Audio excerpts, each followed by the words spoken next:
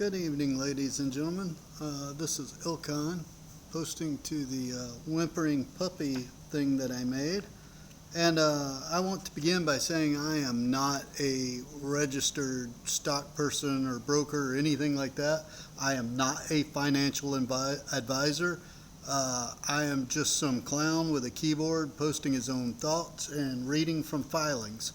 Do not take any of this as investment advice. What you do with your own money is your own business. Don't follow me. Take what you want, leave the rest, whatever. I don't know. But I am not a market professional. If you want investment advice, go to someone and pay them for that advice. And no, I am not monetizing my videos. Nobody's paying me to do this or anything like that. I'm just some Joe with a keyboard. So let's get into this. I am doing this video covering our last 10Q and my own personal thoughts about stuff about this. Now, what I've been seeing are articles being published about SIRI satellite in their 10Q, and quite frankly, it's kind of like reading the political diatribe coming out of the news networks. It's all leaning one way or another, and it's really not balanced. So I want to start this off before I get into the 10Q filing itself by let's stop and think for a minute. What is Sirius Satellite Radio's concerns and what are not its concerns? And I'm going to start off with saying this. Things that are not Sirius Satellite concerns are new car sales. This company, Sirius Satellite, and its shareholders we're investing in the business of radio. We're not an automotive manufacturer. So car sales and all that stuff, that is not a SIRI satellite care nor concern. It really isn't. That is Ford, that is GM, that is Chevy, that is whomever. They're the ones making the vehicles. That is their concern. Interest rates, not Sirius Satellite. It is not their concern. That is controlled by the Fed. Now, it does have an effect on people's income, yada yada yada, but it's really not it's not a concern for the product they're selling, as honestly they're looking for an upscale customer base anyway. And if an extra $1 a month makes or breaks your satellite connection to them, they're probably not really looking for you. No offense to anyone. That's my personal take on this situation. All right. So what is Sirius Satellite? What is this company? Well, what they are is they've got tens of millions of units already out in cars. What their concern is getting those tens of millions of units that aren't currently active. That is their concern, is what do they have to do to make that click over, which gets into attracting people back. That's the second concern. Third concern is providing the media that we want to hear. They have to have the talent coming in that new people want to hear. And they have to continue to get their technology into car manufacturing venues. So it's my understanding, I don't know this personally, but a lot of electric vehicles do not currently have it. According to some of the filings, they're making a lot of headway into that. And I do know they have gotten their 360L, their newest whatever, into Subaru. So all new Subarus are going to have SIRI capabilities. So they are expanding their customer base. All right. Well, that's my little deal on that, and hopefully everyone could follow that. If not, hey, tell me where I'm wrong. So on the 10Q, the first thing I want to point out, on the cover page at the very bottom, the outstanding shares are 3.85 billion shares. That is outstanding as of July 30th, 2024. So I think that's down just a little bit. All right, moving on to page 2.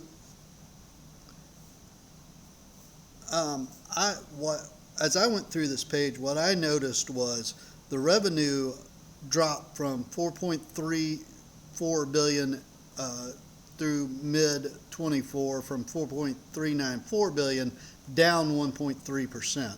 To me, hey, in these types of businesses, it ebbs and flows.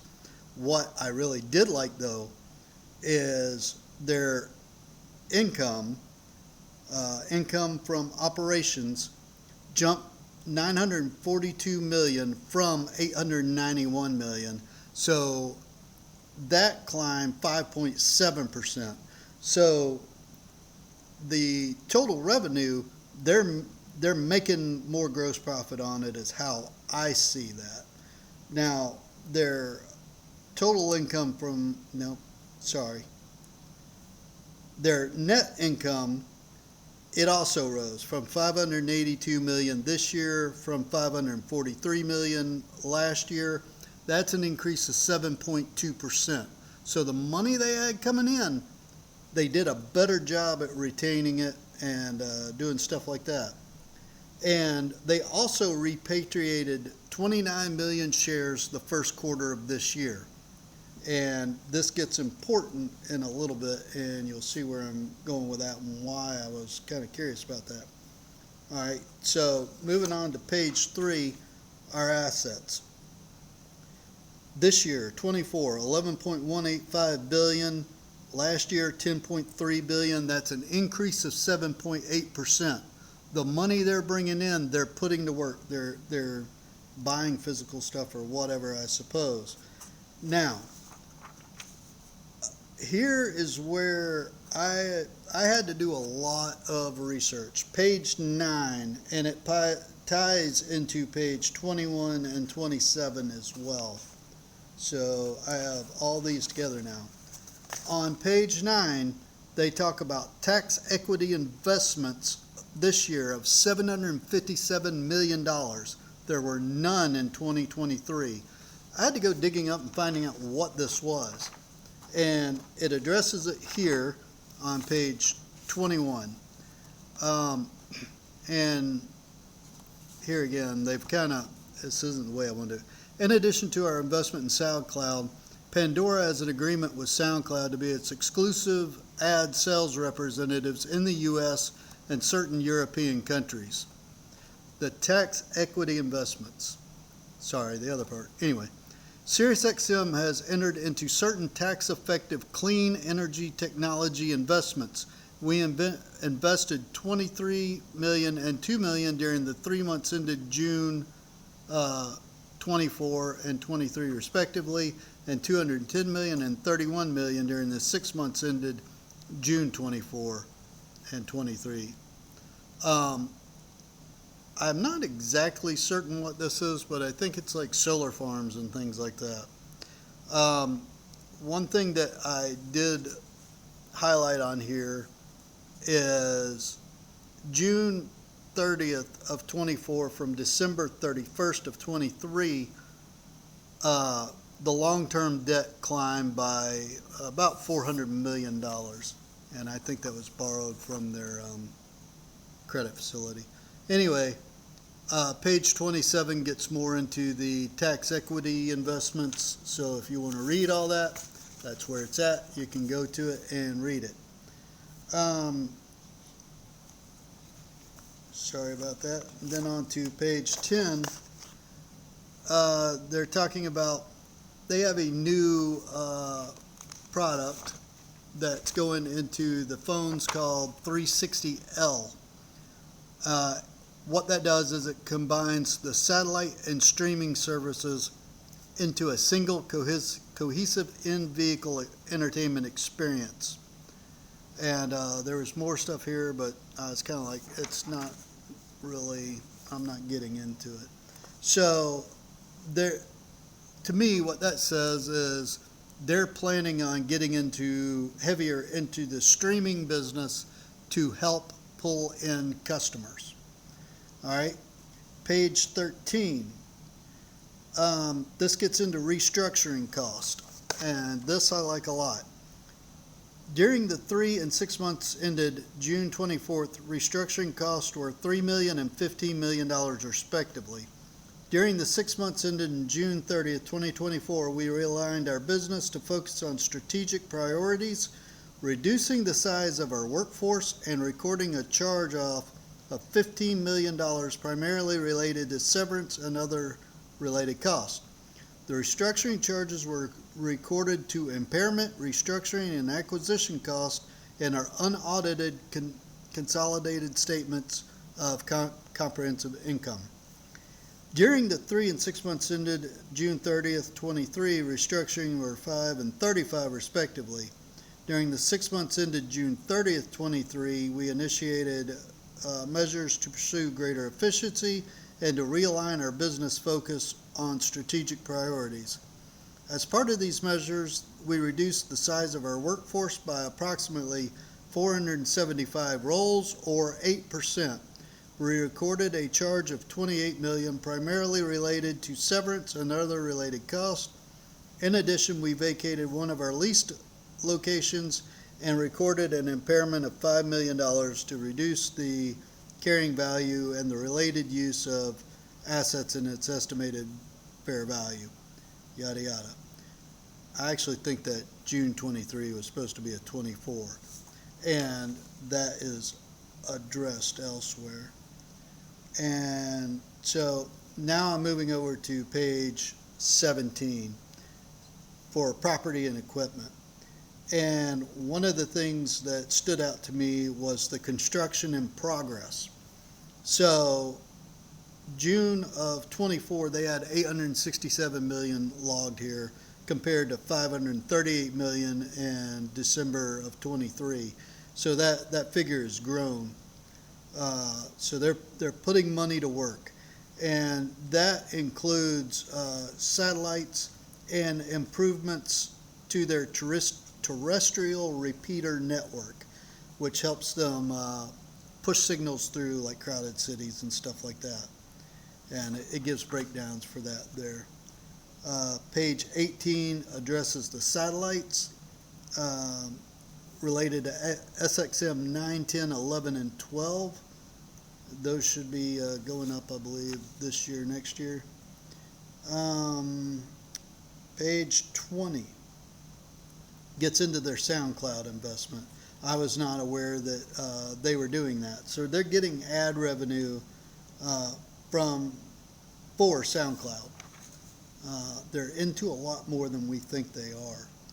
And page 23, moving on to this, and this one kind of really grabbed my attention. And what I want to talk about for a minute is their stock repurchase program. And let me read directly from the filing here so there's no misunderstanding.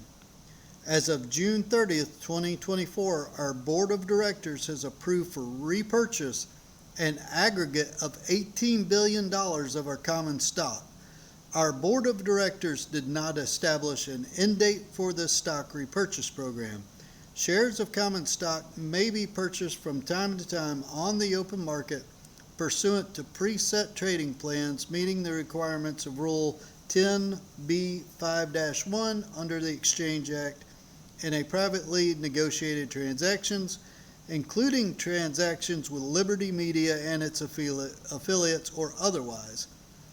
As of June 30th, 24, our cumulative repurchases since December 2012 under our stock repurchase program totaled 3.731 billion shares for $16,834 million, and 1.166 billion remained available for future share repurchases under our stock repurchase program. During 6 months ended June 30th, 24, they did not purchase any more. Now, what this kind of sounded to me was the board gave them an opportunity to buy another 18 billion after the completion of this first 18 billion. I could have that wrong, and here's one of those things I don't know. But if so, you know, that's huge off into the future, in my opinion. All right, and this ties together under page 50 and 55 as well, and where it talks about cash flows used in investing activities. Cash flows used in investing activities in the 6 months ended June 30th, 24 were primarily due to spending for capitalized software and hardware, construction of satellites, and acquisition of tax-effective equity investments for total cash considerations of $210 million. Cash flows used in investing activities in months into June 23 were primarily due to spending for capitalized software and hardware, construction of satellites, and acquisitions of tax-effective equity investments. They go on to talk about credit facility and their capital return program. And here is why I think there's two programs. Very bottom, page 50, capital return program. As of June 30th, 2024, our board of directors has authorized for repurchase an aggregate of $18 billion of our common stock. As of June 30th, our cumulative repurchase since December totaled yada yada. Maybe I got that wrong. Maybe it's I don't know. But page 55 addresses it again.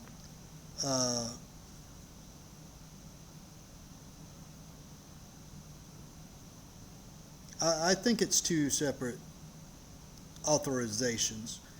I think their first one has not been completed. They didn't, in my mind, do a good job at answering that question for me, and I may actually call them.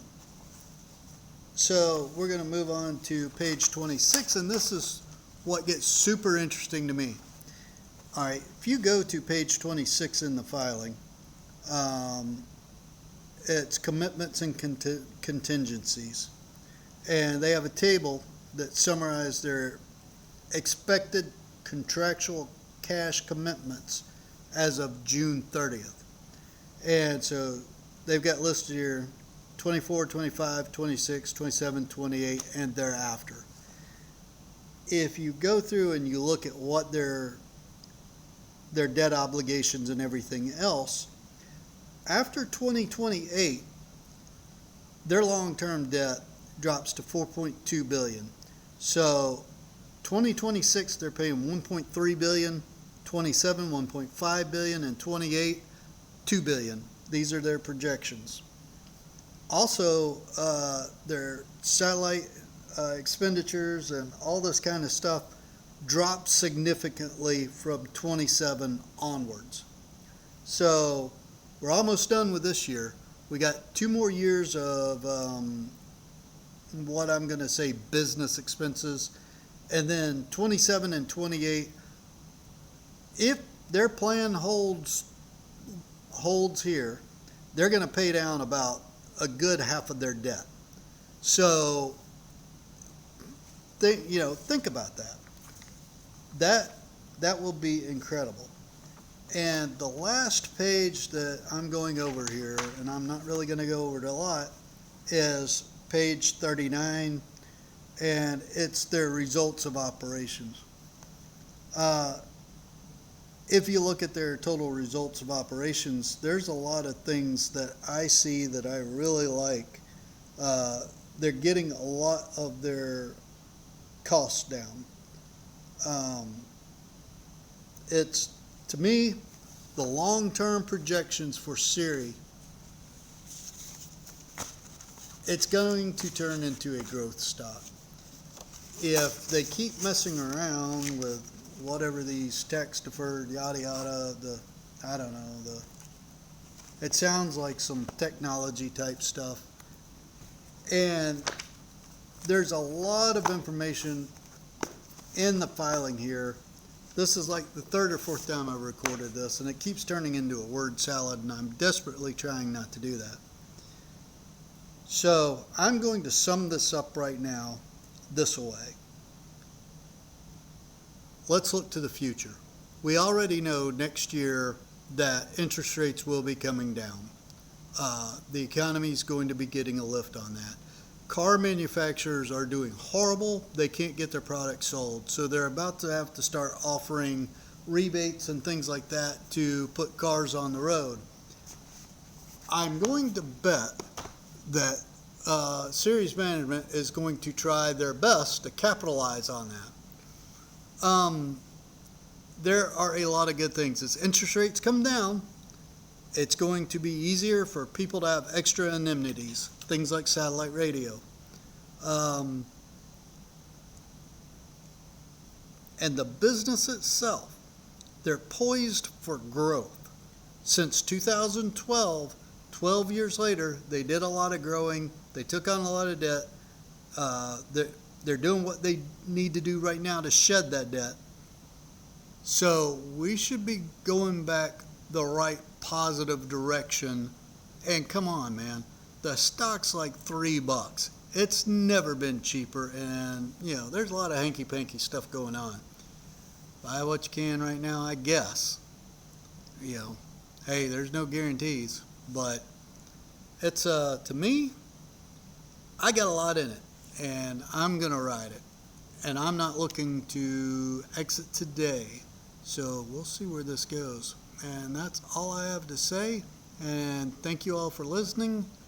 Hope this wasn't a terrible word salad, and I wish you all the best of luck. Thank you very much.